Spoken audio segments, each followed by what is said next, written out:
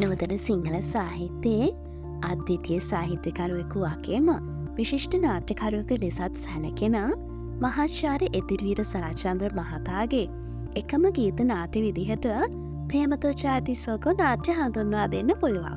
ගබ්බල සාහිත්‍යාවදී දෙවන ධර්මකීර්ති හිමියන් විසින් රචනා කරන ලද සද්ධර්ම ලංකාරයේ එන සන්නතිලකා කතාවස්තුව පාදක වූ මෙම නාට්‍ය තුළ ඉතා උසස් භාෂා රටාවක් වගේම සියුම් මනෝභාව විවරණයකුත් දකින්න පුළුවන්. ශාස්ත්‍රපති සරත් නිතිලව මහතා විසින් අපොස උසස් පෙළ සිංහල විෂයට නියමිත ප්‍රේමතෝචාති සෝකෝ නාට්‍ය පිළිබඳව සියුම් විවරණයක් ප්‍රේමතෝචාති සෝකෝ කියන මේ පොත මගින් සිදු කරනු ලබනවා.